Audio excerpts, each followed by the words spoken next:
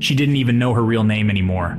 On the streets of New Orleans, folks just called her Lil Bit. Not because she was small, because she was always just a little bit of everything. A little bit of a girl, a little bit of trouble, a little bit of nothing. By 15, she'd slept in more alleyways than beds, bruises older than her memories. Her mama vanished when she was 8. Daddy, some ghost locked up somewhere. Life carved its first lesson deep.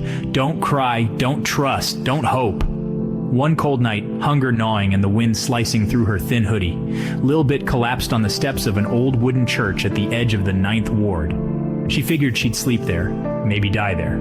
That's when Pop found her. An old man, silver hair shining under the porch light, brown eyes like strong coffee, always with a Bible under his arm. He opened the church door, squinting down. "You dead or sleeping?" His voice was rough, but gentle, like gravel smoothed by rain. She just shrugged. He didn't press. Instead, he knelt, wrapped her in his coat and said, "You can stay. Ain't much, but I got warmth. And I got waffles in the morning. You like waffles, Lil Bit?" That night, she cried for the first time in years. Pop wasn't her father, not by blood, but somehow he felt more like one than anyone had before. He called her Hope, said Lil Bit didn't fit her future, and God whispered her real name in a dream. First, she slept on Pop's couch. Then, in a little spare room he cleaned just for her. He taught her how to fold laundry, cook grits, even how to pray. Not the punishment kind, but the kind where someone actually listens. She didn't trust the calm. She'd flinch if Pop reached for the syrup too fast. She'd steal food, hiding it under the bed for later. She'd wake from nightmares, sweating and scared. But Pop never raised his voice. He just held her hand, poured another glass of sweet tea, and said, "God's still working, baby." Healing takes time. Over the months, Pop gave her routines. Breakfast at sunrise, school in the afternoon, stories at bedtime. But most of all, he gave her love. Not the kind you earn, the kind that sticks around, even when you mess up.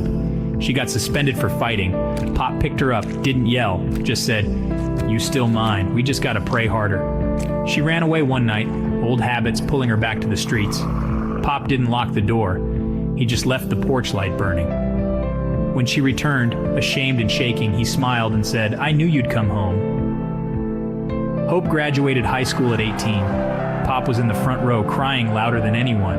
She earned a scholarship, wanting to help girls like her, the ones called nobody. At her graduation, she spoke, "Most people talk about blood family, but God gave me a father when I didn't even believe in him. His name is Pop.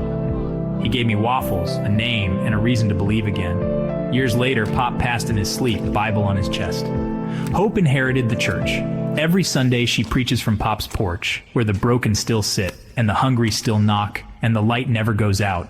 Inside, under a faded photo of her and Pop, a sign reads, "This house runs on prayer, love, and waffles." And somehow that's enough to change a life forever.